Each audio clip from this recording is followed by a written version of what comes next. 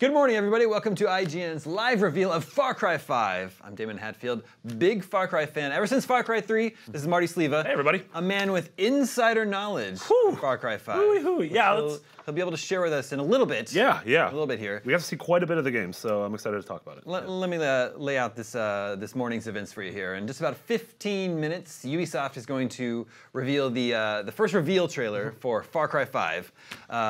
We're all going to watch that together, and then we'll break down the trailer. And then Marty's going to be able to share with us his knowledge, because he's already seen the game. I have. I've already seen Far Cry 5 in action. There's a man with a gun to my head right now. Spoilers! If I do any spoilers right now. Okay, I can't do any spoilers. Yeah. So we're good. I'm very excited about this. There is it's too small for you to see on camera, but there's like a sniper dot that's on Marty's heart right now. It's very scary. Very scary. If he shares any of his spoilers. So yeah, just in about 15 minutes, Ubisoft is going to pull the curtain back on Far Cry 5. But they have already announced this game. Yeah. Let's break down what we know about this game so far. So in typical Ubisoft fashion, we've got some leaks. So over the past couple months, we've heard there's a Far Cry coming out, and then we started hearing that there was these shoots in like Montana in the West, and that Far Cry would take place in America for the first time. And so everyone got together and was like, "Oh, is this actually happening?" We were covering it. I think Kotaku was covering it, and then just I think a week ago.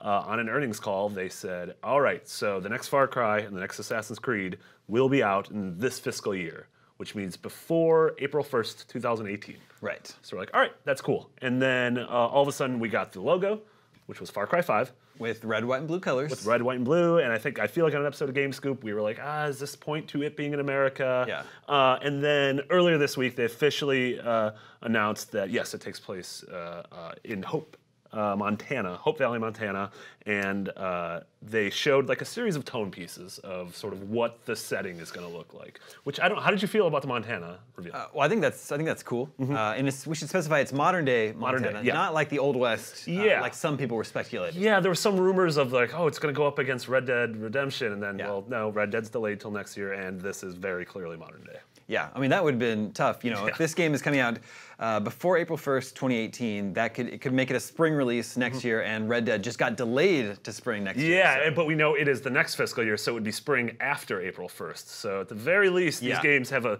bit of a window apart from each other. But Hope County seemed like a really cool setting, a big departure from other settings. I don't know, I personally found it cool. Like, we don't really get to play a lot of games in rural America. And we're both, from the Midwest, and so I feel like, I don't know, it's kind of cool to be able to, aside from Chicago, like, you don't really get the Midwest flavor in games. And Cruising USA, there was a good Iowa level. You go all over the place. Yeah. Cruising USA.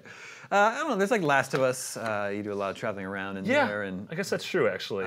Usually things have just gone really, really sour. Although judging from the last bit of details we got about Far Cry 5, which is the key art, things aren't looking well in Hope County, Montana. Yeah, we've brought that up here.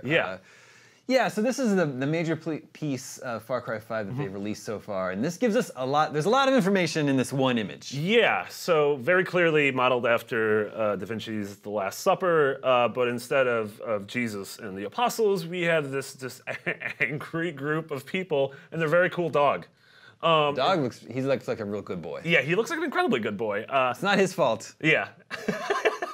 It's nature versus nurture. Yeah. I'm assuming none of these are the protagonists, that these are all the bad guys, because given, we'll talk a little bit more about Far Cry 3 and 4, but all of them featured their protagonists front and center. Yeah, exactly, on their box art. On their box art, yeah. But we see, obviously, religious overtones with the church in the background, another church burning. We see the man shackled in the foreground with the word sinner, a Bible in front of him, a faux American flag with, instead of stars, it's a different symbol. Just tons of guns and bows and arrows, and then you see some planes in the background. So very familiar Far Cry elements in terms of guns and planes, but looks like it's taking a very different approach to the stories of Voss and the stories of Pagan Min of the last couple games. Well, it's certainly a different setting, but possibly, these games always have sort of a fanatic cult to them, right? To the bad guys. Yeah. And the Far Cry series is actually, especially in recent years, has been marked by pretty great and iconic bad guys. Yeah. And so Far Cry 5 right now, sort of in the pantheon of what Ubisoft has going. It sits, we know this fall, we assume we're going to get a Just Dance game. We know South Park has been dated for, I believe, October 17th. That's yes, yeah, I'm being told that checks out. Yeah. And then, like we said, we have the next installment in the Assassin's Creed series coming this fiscal year, so before April 1st. Yeah, Assassin's Creed is always a fall game. It's right? always, yes, it's always been a fall game, whereas Far Cry has oscillated. 3 was December game. Famously December, yeah. Late release. Yeah, I think 4 was October, and then like games like Blood Dragon and Primal were spring. February. Yeah. Yeah, so it could be either of those slots, but yeah, and then we know Ubisoft was touting how Ghost Recon Wildlands and For Honor have been the #1 and #2 selling game of the year, at least for the first 3 months thus far, which is huge, especially for two, I would say Far Cry and AC are the A and B franchises for Ubisoft, and so the fact that they both took a fall off and all of a sudden these other 2 series stepped up and really sold a lot for them, I think shows kind of the breadth of Ubisoft's current portfolio. Well, so tell me how you're feeling about just the Far Cry franchise these days. Like I said, I've been a big fan ever since 3, and I've loved every game since then that's been released in the series. We didn't get a game this year. We got Correct. Primal last year. Yeah. So like I'm still like stoked for the series. I'm totally excited about what we know so far about Far Cry 5. I was a little disappointed by Primal. I love Far Cry 2, 3, and 4. I was a little mixed on Blood Dragon, but I feel like the core numbered series ever since 2 have been really great games and really fun games. So honestly, like we don't have a ton of big, fun, open world sandboxy games on the horizon this fall. I mean, we had Horizon, I guess, a couple months ago. Well, that was a couple months ago. And so I think this is a great spot. Yeah, and Red Dead got pushed back. So, so like I said, I started with the series on 3. But let's go back to the very beginning. Far Cry 1. That was 2004. Yeah, that was a long time ago. And this was sort of the odd man out when it comes to Far Cry, because this wasn't developed by Ubisoft. It was developed by Crytek, who went on to do Crysis and Rise and everything, and has had their share of problems over the past couple of years.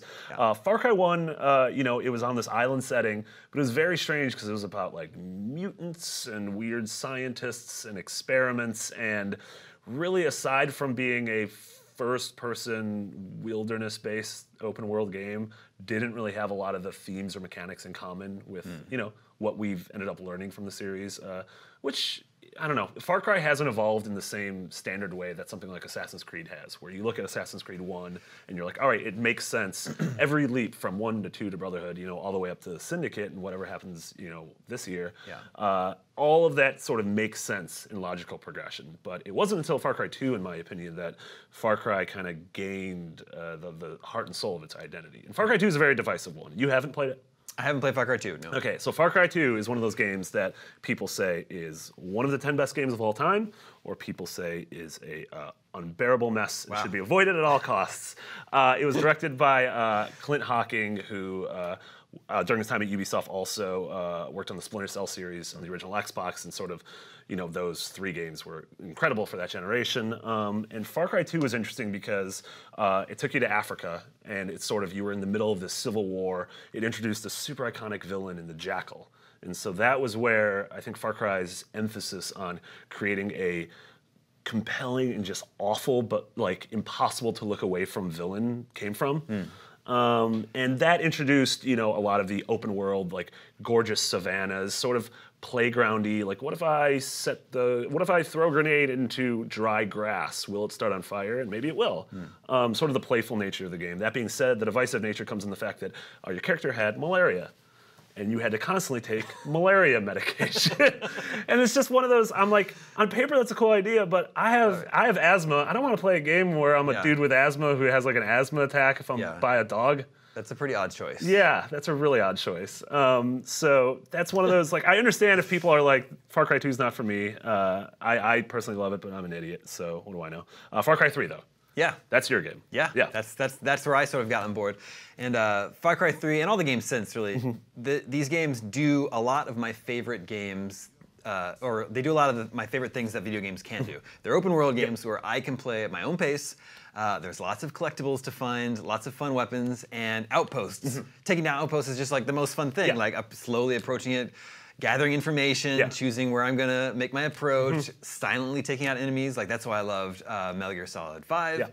And you even see that sort of thing in Horizon and even Breath of the Wild. Yeah, I love taking down outposts. And Far Cry 3 was that game that introduced these just huge array of weird animals that you could sort of play with and mess with and be like, oh, maybe if I bring an enemy near the animal will attack it. But also, like you said, the sort of collectibles aspect of it, you wanted to kill and skin and collect everything, not because it just checked off something on a box, but because you could then upgrade your ammo pouch or upgrade your weapons or arrows and stuff. So it really gave you that dangling carrot on a stick of wanting to continue to veer off the open path of the objectives just to explore and have fun. Yeah.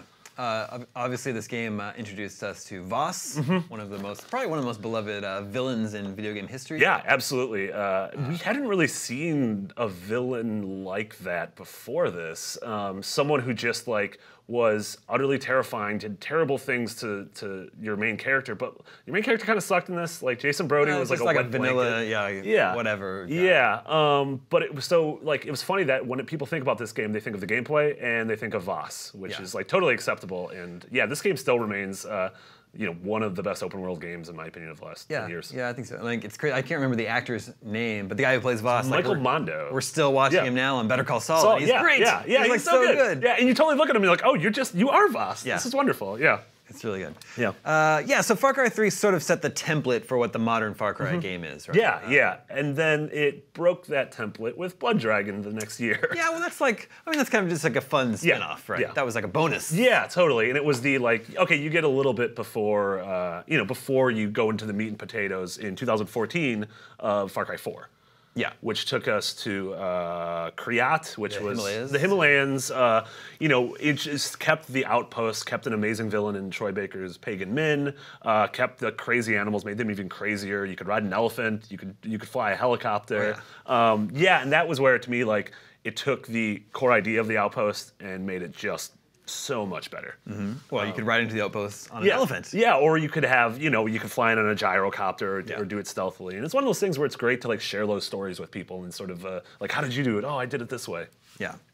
We are just a few minutes away from the reveal of Far Cry 5. We're currently discussing Far Cry 4, which is a really, really fun game. Yeah. Another great villain, of course. Yeah. And then this sort of went off on another tangent with just a spin-off, a full-fledged Far Cry game called Far Cry Primal. Yeah, and Primal was interesting. That was one of those games that was announced, I feel like in December, and then all of a sudden in February it was out, back in early 2016. That was just one of those oh, here it is. And we're like, oh, this is surprising. And yeah, Primal, it took us back to sort of the we played these cavemen and there were saber-toothed tigers, no dinosaurs, which I guess that's how history worked. Yep, that's how history works.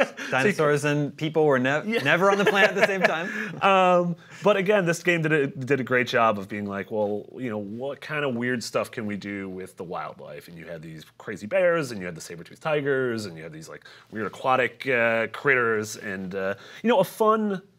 I don't know. I had a fun time with it. It's not as iconic to me as Far Cry's 2, 3, and 4. Yeah, well, I appreciate that there's not at that time. This is a pre-Horizon game, and there was you don't ever get prehistoric settings in video games. Yeah. Very infrequently. So I appreciated that about it.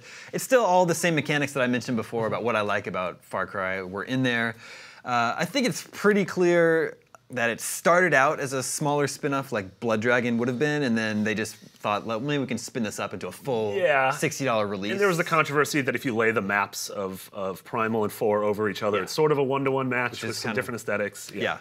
But I still really liked that game. I thought it was a beautiful game. It was absolutely gorgeous. Yeah, really, no doubt about that. But yeah, now it's been a year since that came out, and we're just probably just about a minute away now from getting the reveal of Far Cry 5. And looking at the key art, I have a feeling this is going to be very different than Primal.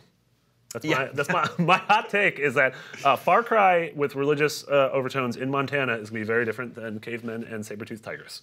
I think you're right about that. But there could be a spin-off. They could do Far Cry 5 Primal and then explore the prehistoric area of modern-day Montana. I love that. Yeah. Oh, okay. That's a free one, Ubisoft. Yeah, that's use that one.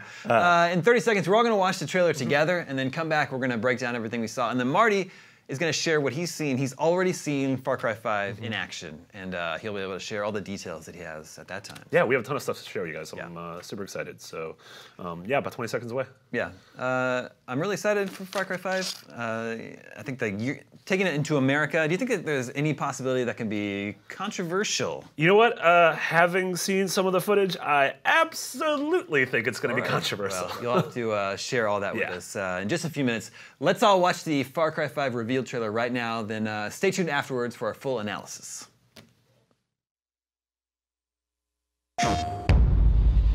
We must atone! Something is coming. You can feel it, can't you? You can feel that we are creeping towards the edge. I know that you are out there. And I know that you are in pain. But my children, I'm here to tell you that suffering is a choice, and you can choose a better path.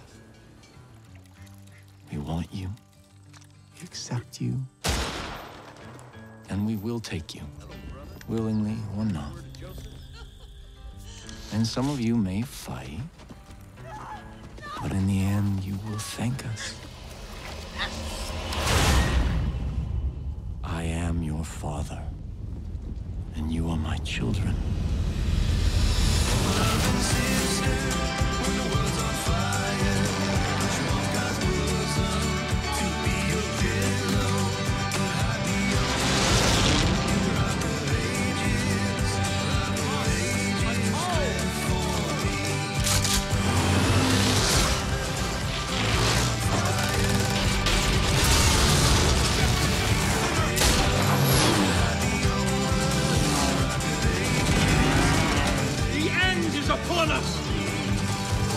I shall lead you to the gate. For you are my children, and I am your father.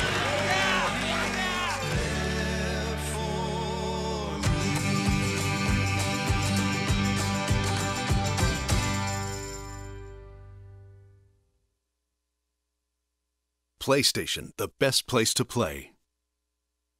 PlayStation. There you have it, ladies and gentlemen. The reveal trailer for Far Cry 5, set in America for the first time, Hope County, Montana. Perhaps more importantly, we've got the release date, February 27th, 2018. Yes, so this is officially not their fall game. This is coming out, you know, I think we currently have this probably slated as the first big game of 2018. Yeah, that's true. So which is very exciting, sort of in that primal window that we were talking about earlier. Yeah, exactly. What did you think, I guess, first thoughts, like how did you feel about that trailer? I think that looks great. I think it looks amazing. We talked a lot in our pre-show about how much I like Far Cry and everything that Far Cry lets you do. Just seems like they're just taking that to Montana. Yeah, absolutely. There's a crazy religious cult that needs to be taken down. Yeah. All right. I'm the man for the job. Yes.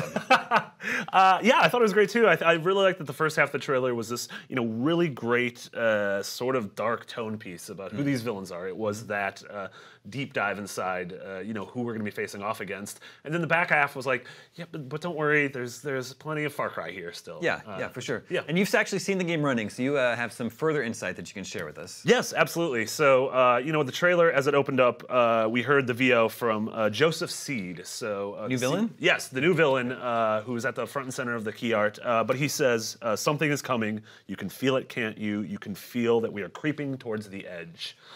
Which is a very ominous story that the game's creative director, Dan Hay, told us that the root of this game came from when he was a kid during the Cold War. He had this feeling in the pit of his stomach that like something terrible was going to happen, and that not only America but the world as a whole was like on the brink of something bad and staring down into an abyss. And then he said that feeling went away in the 90s. He didn't really have that again.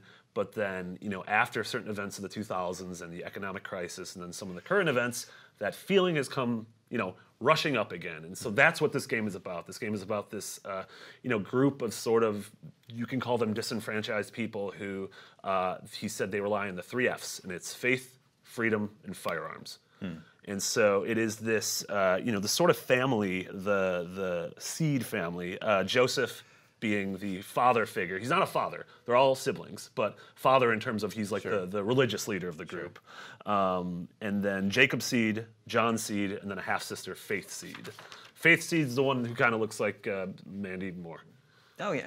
And played by Mandy Moore. Played by Mandy Moore, yeah, hot scoop. But yeah, you know, the main Seed, Joseph Seed, says he believes that he's been chosen to protect his followers from the government collapse that he believes is to be imminent. And so we hear Joseph Seed's voice in the trailer, and I think at the end you see him from behind giving his sermon at church. But it seems like they were actually holding back the real reveal of that character. Of who he is, of if he's played by an actor, Exactly. someone known like Troy Baker, and maybe that's something we get at E3, maybe not. But yeah, the group that sort of controls Hope County is named the Project at Eden's Gate.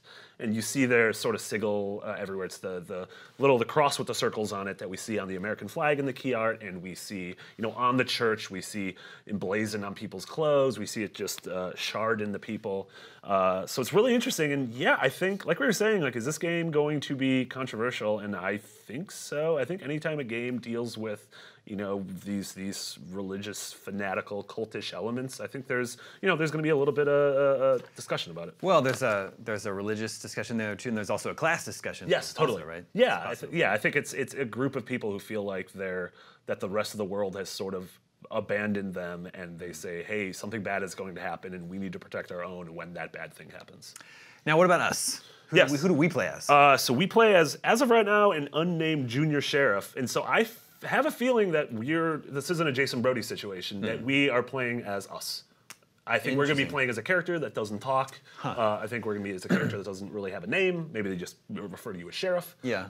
Again, that is speculation, but yeah, I get the feeling that this game is pretty much about putting you in the role of this character.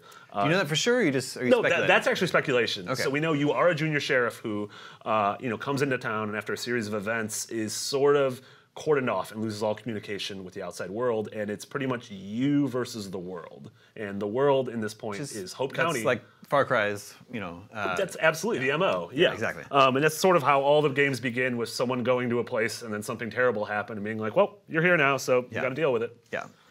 So we take a look, a lot of the things in the trailer, just going through it really quick. We see a lot of these shots of some of the things that the Project at Eden's Gate is doing, sort of these forced baptisms and branding people. But then we also see how gorgeous this setting actually is, which is undeniable.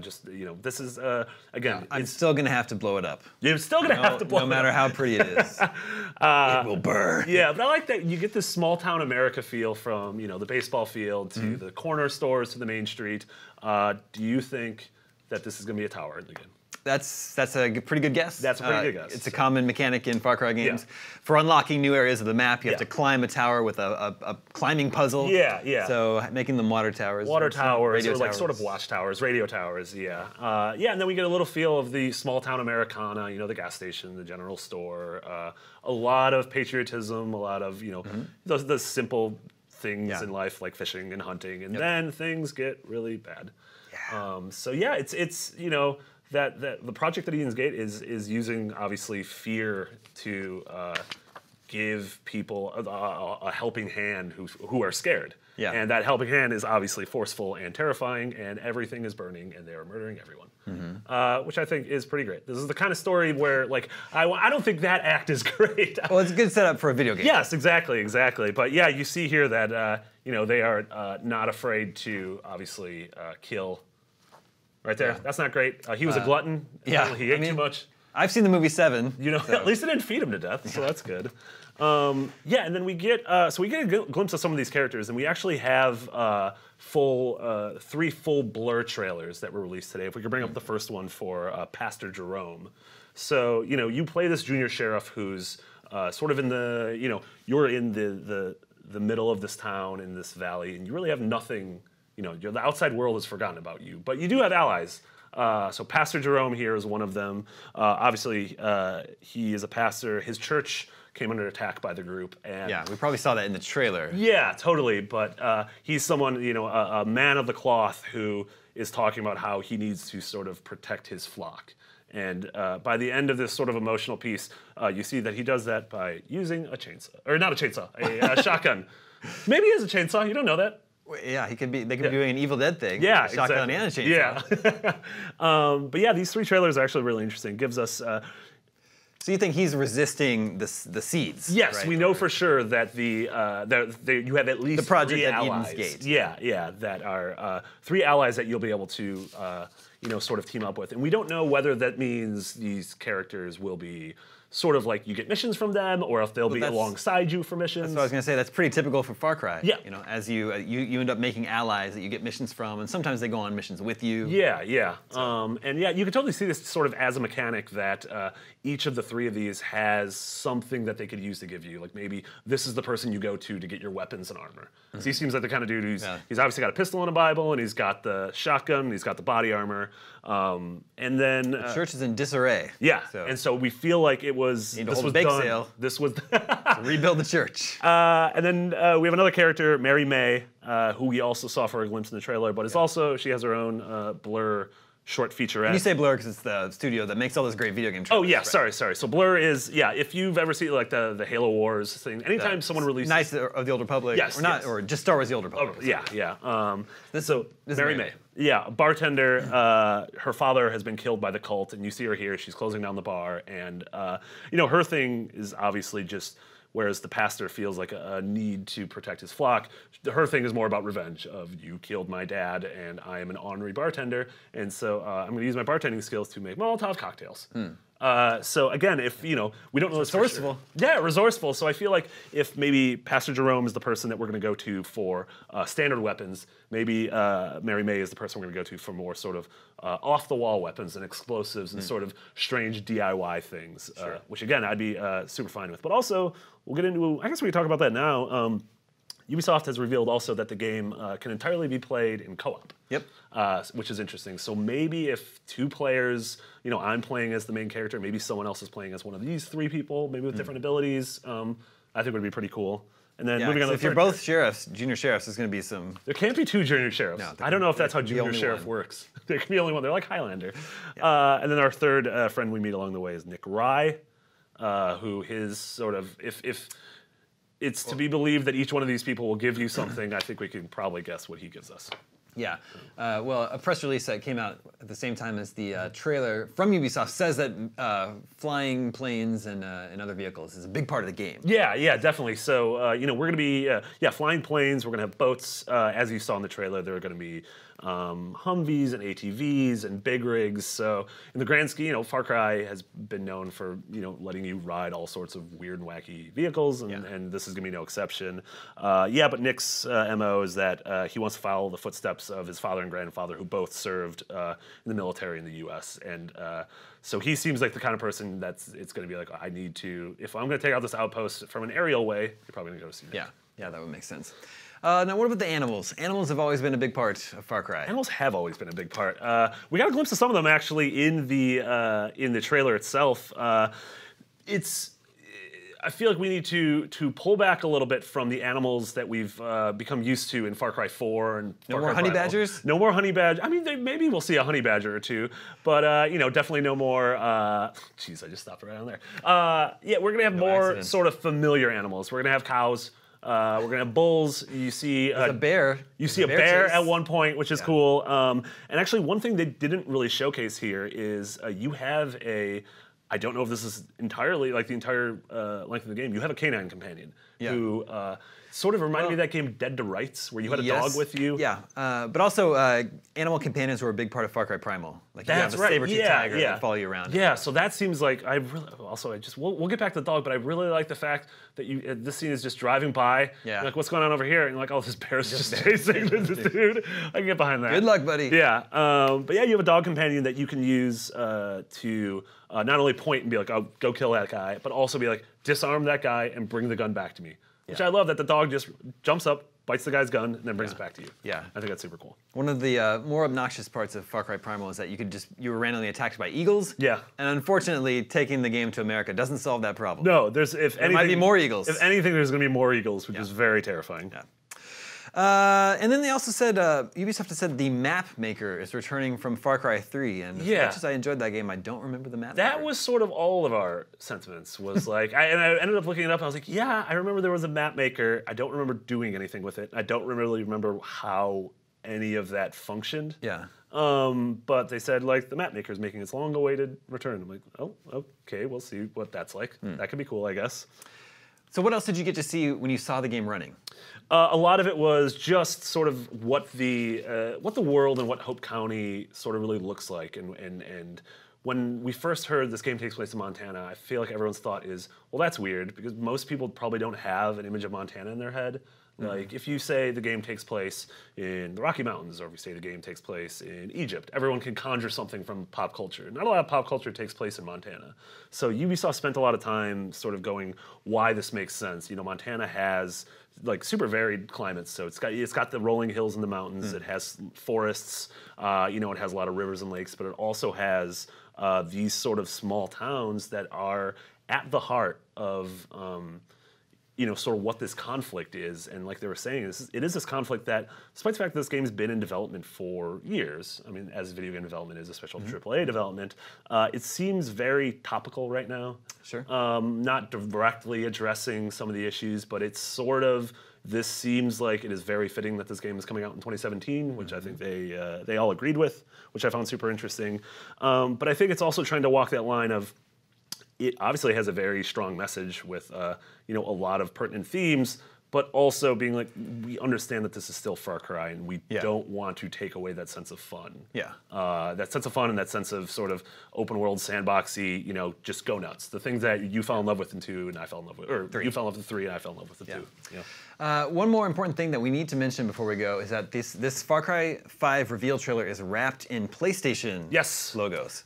Which is super pretty significant. Yeah. So it's like another multi-platform game that Sony has snatched up for sort of like marketing purposes. Yeah, and we don't know if that's going to also mean like first DLC on PlayStation. The press release says if you pre-order on PS4, it comes with in-game skins. Okay, so there's that at least. Yeah. Maybe there's more. But yeah, it joins Destiny 2, and it joins Battlefront, and it joins next year's Red Dead Redemption as giant games that are all sort of aligned with PlayStation. This is it's a big win, another big win for PlayStation. I think it's another blow for Xbox. Yeah, absolutely. So you know, we are so close to E3, and I would expect this PlayStation thing that we'll get 2 demos at E3. I can expect a demo on stage at Ubisoft, and then another demo of something else on stage at the Sony conference. Yeah, and it's gonna be big there to see. You know, we just named 4 of the biggest games of the next year being aligned with Sony. So I'm excited to see you know how Microsoft counters that. Yeah.